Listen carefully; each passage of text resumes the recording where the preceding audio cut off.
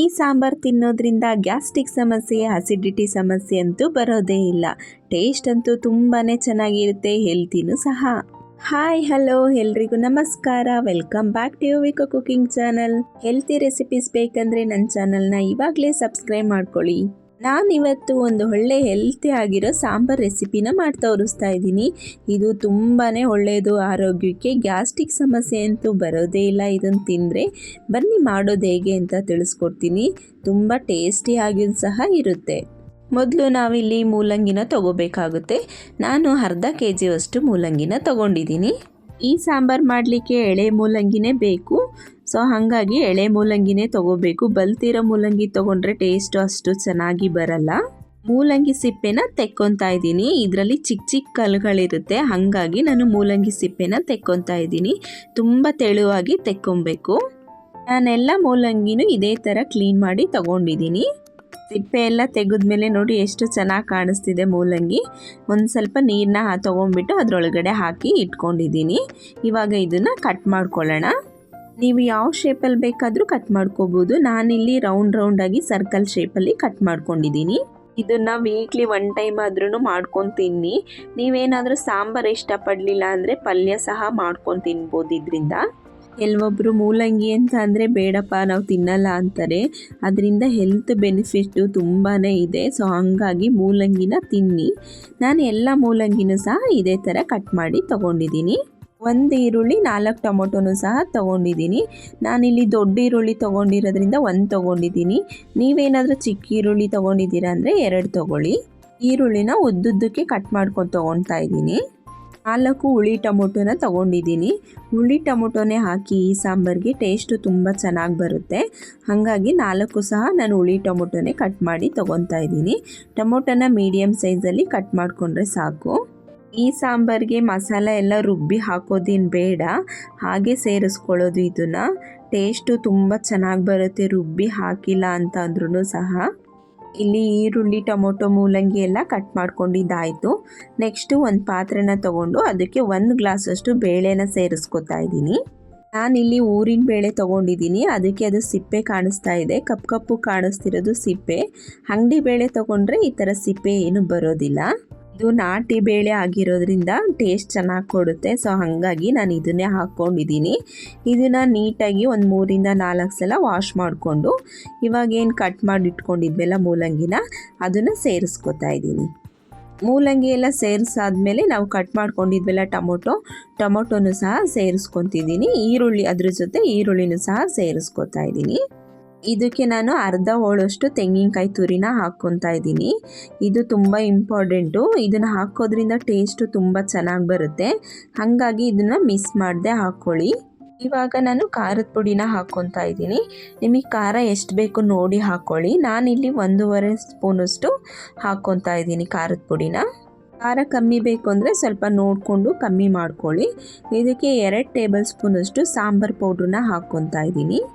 ನೀವೇನಾದರೂ ಸ್ವಲ್ಪ ಸಾಂಬಾರು ಜಾಸ್ತಿ ಮಾಡ್ಕೊತೀನಿ ಅಂದರೆ ಇದನ್ನೇ ಸ್ವಲ್ಪ ಕ್ವಾಂಟಿಟಿ ಜಾಸ್ತಿ ಮಾಡಿಕೊಂಡ್ರೆ ಆಯಿತು. ಇವಾಗ ಇದಕ್ಕೆ ನಾನು 1/4 ಟೇಬಲ್ ಸ್ಪೂನಷ್ಟು ಅರಿಶಿನ ಪುಡಿನ ಹಾಕ್ಕೊತಾ ಇದ್ದೀನಿ. ಮೂಲಂಗಿನಲ್ಲೇ ಜಜ್ಜಿ ಮೂಲಂಗಿ ಸಾಂಬಾರು ಅಂತ ಮಾಡ್ತಾರೆ. ಟೇಸ್ಟ್ ಅದು ಸಹ ತುಂಬಾ ಚೆನ್ನಾಗಿ ಬರುತ್ತೆ. ಒಂದ್ಸಲ ಮಾಡಿ ತೋರಿಸ್ತೀನಿ. ಇವಾಗ ರುಚಿಗೆ ಎಷ್ಟು ಬೇಕೋ ಅಷ್ಟು ಸಾಲ್ಟ್ನ ಹಾಕ್ಕೋಬೇಕು. ಎಲ್ಲ ಹಾಕ್ಕೊಂಡು ಇದಕ್ಕೆ ನೀರನ್ನ ಸೇರಿಸ್ಕೊಳ್ಳೋಣ. ನಾನಿಲ್ಲಿ 3 ಗ್ಲಾಸಷ್ಟು ನೀರನ್ನ ಸೇರಿಸ್ಕೊತಾ ಇದ್ದೀನಿ. ಇದು ಸಾಂಬಾರು ಸ್ವಲ್ಪ ತೆಳು ಇದ್ದರೆ ಚೆನ್ನಾಗಿರುತ್ತೆ, ಗಟ್ಟಿ ಆದರೆ ಅಷ್ಟು ಚೆನ್ನಾಗಿ ಬರಲ್ಲ. ಸೊ ಹಾಗಾಗಿ ನಾನು 3 ಗ್ಲಾಸಷ್ಟು ನೀರನ್ನ ಸೇರಿಸ್ಕೊಂಡಿದ್ದೀನಿ. ನೋಡಿ, ನಾನು ಇದೇ ಗ್ಲಾಸಲ್ಲಿ 3 ಗ್ಲಾಸಷ್ಟು ನೀರನ್ನ ಸೇರಿಸ್ಕೊಂಡಿರೋದು. ನೀರು ಸೇರಿಸ್ಕೊಂಡಿದ್ದಾದಮೇಲೆ ನೀಟಾಗಿ ಒಂದ್ಸಲ ಮಿಕ್ಸ್ ಮಾಡಿಕೊಂಡು ಲಿಡ್ನ ಕ್ಲೋಸ್ ಮಾಡಿ 3 ಇಂದ 4 ವಿಷಲ್ನ ತೊಗೊಬೇಕು. ಮೂಲಂಗಿ ಬೇಗ ಬೆಂದೋಗಿಬಿಡುತ್ತೆ. ಸೊ ಹಾಗಾಗಿ 3 ಇಂದ 4 ವಿಷಲ್ ಆದರೆ ಸಾಕು.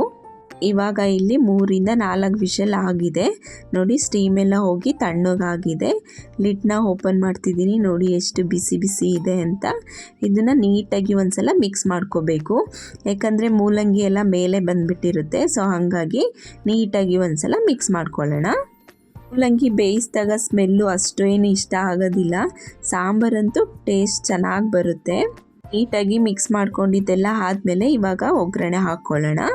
ಒಂದು ಪಾತ್ರೆನ ತೊಗೊಂಡು ಆ ಪಾತ್ರೆಗೆ 3 ಇಂದ 4 ಟೇಬಲ್ ಸ್ಪೂನಷ್ಟು ಆಯಿಲ್ನ ಹಾಕ್ಕೊತಾ ಇದ್ದೀನಿ. ಆಯಿಲ್ ಬಿಸಿ ಆದಮೇಲೆ ಇದಕ್ಕೆ 1 ಟೇಬಲ್ ಸ್ಪೂನಷ್ಟು ಸಾಸಿವೆನ ಹಾಕ್ಕೊತಾ ಇದ್ದೀನಿ. ಸಾಸಿವೆ ಸ್ವಲ್ಪ ಚಿಟಪಟ ಆದಮೇಲೆ 1 ಟೇಬಲ್ ಸ್ಪೂನಷ್ಟು ಜೀರಿಗೆನ ಹಾಕ್ಕೊತಾ ಇದ್ದೀನಿ. ಈ ಸಾಂಬಾರಿಗೆ ಜೀರಿಗೆನ ಮಿಸ್ ಮಾಡ್ದೇ ಹಾಕ್ಕೊಳ್ಳಿ. ಇದಕ್ಕೆ ನಾನು ಅರ್ಧ ಕಟ್ ಮಾಡ್ಕೊಂಡಿರೋ ಈರುಳ್ಳಿನ ಸೇರಿಸ್ಕೊತಾ ಇದ್ದೀನಿ. ಈರುಳ್ಳಿ ಸೇರಿಸೋದ್ರಿಂದ ಸ್ಮೆಲ್ಲು ಚೆನ್ನಾಗಿ ಬರುತ್ತೆ, ಒಗ್ಗರಣೆ ಸ್ಮೆಲ್ಲು. ಸೊ ಹಾಗಾಗಿ ಅರ್ಧ ಕಟ್ ಮಾಡಿಕೊಂಡು ಸೇರಿಸ್ಕೊಂಡು ಅದನ್ನು ಸ್ವಲ್ಪ ಫ್ರೈ ಮಾಡ್ಕೊತಾ ಇದ್ದೀನಿ. ಈರುಳ್ಳಿ ಫ್ರೈ ಆದಮೇಲೆ ನಾನು ಇದಕ್ಕೆ ಹಸಿ ಕರಿಬೇವನ್ನ ಸೇರಿಸ್ಕೊತಾ ಇದ್ದೀನಿ. ಈ ಸಾಂಬಾರಿಗೆ ಹಸಿ ಕರಿಬೇವನ್ನೇ ಹಾಕೋಕ್ಕೆ ಟ್ರೈ ಮಾಡಿ. ಹಸಿ ಕರಿಬೇವು ಹಾಕೋದ್ರಿಂದ ಸ್ಮೆಲ್ ಚೆನ್ನಾಗಿ ಬರುತ್ತೆ. ಸೊ ಹಾಗಾಗಿ ಹಸಿ ಕರಿಬೇವಿನ ಸೊಪ್ಪನ್ನ ಹಾಕ್ಕೊಂಡು ಸ್ವಲ್ಪ ಫ್ರೈ ಮಾಡ್ಕೊತಾ ಇದ್ದೀನಿ. ಇವಾಗ ಇದಕ್ಕೆ ನಾವೇನು ಬೇಯಿಸಿಟ್ಕೊಂಡಿದ್ವಲ್ಲ ಮೂಲಂಗಿ ಮತ್ತು ಬೇಳೆನ ಅದನ್ನು ಸೇರಿಸ್ಕೊತಾ ಇದ್ದೀನಿ. ನಾನು ಸ್ವಲ್ಪ ಸೌಟಲ್ಲಿ ಹಿಂಗೆ ಎತ್ತಿ ಹಾಕ್ತೆ. ಆಮೇಲೆ ಪಾತ್ರೆನೇ ಒಂದು ಬಟ್ಟೆನಲ್ಲಿ ಇಟ್ಕೊಂಡು ಈ ಥರ ಬಗ್ಗಿಸ್ಕೊತಾ ಇದ್ದೀನಿ. ಬಗ್ಗಿಸ್ಕೋಬೇಕಾದ್ರೆ ಹುಷಾರಾಗಿ ನೋಡ್ಕೊಳ್ಳಿ, ಬಿಸಿ ಇರುತ್ತೆ. ನೀಟಾಗಿ ಎಲ್ಲ ಹಾಕಿದ್ದಾದಮೇಲೆ ಒಂದು ಸಲ ಮಿಕ್ಸ್ ಮಾಡ್ಕೋಬೇಕು. ಸಾಂಬಾರು ನೋಡ್ತಾ ಇದ್ದರೆ ಬಾಯಲ್ಲಿ ನೀರು ಬರ್ತಾಯಿತ್ತು. ಟೇಸ್ಟ್ ಅಷ್ಟು ಚೆನ್ನಾಗಿ ಬಂದಿತ್ತು. ನಾನು ಸ್ವಲ್ಪ ಕುಕ್ಕರ್ನ ತೊಳ್ಕೊಂಬಿಟ್ಟು ನೀರನ್ನ ಹಾಕ್ಕೊಂಡೆ. ನೋಡಿ ನನಗೆ ನೀರೆಲ್ಲ ಕರೆಕ್ಟಾಗಿದೆ. ನೀವೇನಾದರೂ ಈ ಟೈಮಲ್ಲಿ ನೀರು ಬೇಕು ಅಂದರೆ ಸೇರಿಸ್ಕೋಬೋದು. ಈ ಟೈಮಲ್ಲಿ ನಿಮಗೆ ಸಾಲ್ಟ್ ಬೇಕು ಅಂದರೆ ನೋಡ್ಕೊಂಡು ಹಾಕ್ಕೊಳ್ಳಿ. ನನಗೆಲ್ಲ ಕರೆಕ್ಟಾಗಿತ್ತು. ಸೊ ಹಾಗಾಗಿ ಲಿಡ್ನ ಕ್ಲೋಸ್ ಮಾಡಿಬಿಟ್ಟು ನಾನು ಒಂದು ಕುದಿ ಬರೆಸ್ಕೊಂಡಿದ್ದೀನಿ. ಸಾಂಬಾರನ್ನ ನೋಡ್ತಾ ಇದ್ದರೆ ತಿನ್ನಬೇಕು ಅನ್ನಿಸ್ತಾ ಇತ್ತು. ಟೇಸ್ಟ್ ಅಂತೂ ತುಂಬ ಚೆನ್ನಾಗಿ ಬಂದಿತ್ತು. ಇವಾಗ ಸರ್ವ್ ಮಾಡ್ಕೊತಾ ಇದ್ದೀನಿ. ಬಿಸಿ ಬಿಸಿ ರೈಸ್ ಜೊತೆ ಸಾಂಬಾರು ಹಾಕ್ಕೊಂಡು ತಿಂತಾಯಿದ್ರೆ ಟೇಸ್ಟ್ ಅಂತೂ ತುಂಬಾ ಚೆನ್ನಾಗಿ ಬಂದಿತ್ತು. ಈ ರೀತಿ ಸಾಂಬಾರು ನೀವು ಮೊದಲೇ ಮಾಡಿದ್ದೀರಾ, ಇಲ್ಲ ನಾನು ಮಾಡೋ ಸಾಂಬಾರು ನಿಮಗೆ ಇಷ್ಟ ಆಯಿತಾ ಅಂತ ಹಾಗೆ ಒಂದು ಕಮೆಂಟ್ ಮಾಡಿ. ಬಿಸಿ ಬಿಸಿ ಅನ್ನದ ಜೊತೆ ಬಿಸಿ ಬಿಸಿ ಸಾಂಬಾರನ್ನ ಹಾಕ್ಕೊಂಡು ತಿಂತಾಯಿದ್ರೆ ಟೇಸ್ಟ್ ಅಂತೂ ತುಂಬಾ ಚೆನ್ನಾಗಿರುತ್ತೆ. ಮನೆಯಲ್ಲಿ ಯಾರಾದರೂ ಮೂಲಂಗಿನ ಇಷ್ಟಪಡಲ್ಲ ಅಂತಂದರೆ ಈ ರೀತಿ ಒಂದ್ಸಲ ಸಾಂಬಾರು ಮಾಡಿಕೊಡಿ, ತುಂಬಾ ಇಷ್ಟಪಡ್ತಾರೆ. ನಾನು ಸ್ವಲ್ಪನ ತುಪ್ಪನ ಹಾಕ್ಕೋತಾ ಇದ್ದೀನಿ. ಟೇಸ್ಟ್ ಅಂತೂ ತುಂಬಾ ಚೆನ್ನಾಗಿ ಬಂದಿತ್ತು. ನೀವು ಒಂದ್ಸಲ ಈ ಸಾಂಬಾರನ್ನ ಟ್ರೈ ಮಾಡಿ. ನೆಕ್ಸ್ಟ್ ವಿಡಿಯೋದಲ್ಲಿ ಇನ್ನೂ ಒಳ್ಳೊಳ್ಳೆ ಹೆಲ್ತಿ ರೆಸಿಪಿನ ಮಾಡಿ ತೋರಿಸ್ತೀನಿ. ಐ ಹೋಪ್ ಈ ವಿಡಿಯೋ ನಿಮಗೆ ಎಲ್ರಿಗೂ ಇಷ್ಟ ಆಗಿದೆ ಅಂದ್ಕೊತೀನಿ. ವಿಡಿಯೋ ಇಷ್ಟ ಆಗಿದರೆ ಪ್ಲೀಸ್ ಒಂದು ಲೈಕ್ ಮಾಡಿ, ಕಮೆಂಟ್ ಮಾಡಿ, ಶೇರ್ ಮಾಡಿ ಅಂತ ಹೇಳ್ತಾ ಈ ವಿಡಿಯೋನ ಇಲ್ಲಿಗೆ ಎಂಡ್ ಮಾಡ್ತಾ ಇದ್ದೀನಿ. Thank you for watching. Next ವಿಡಿಯೋದಲ್ಲಿ ಸಿಗ್ತೀನಿ. ಬಾಯ್.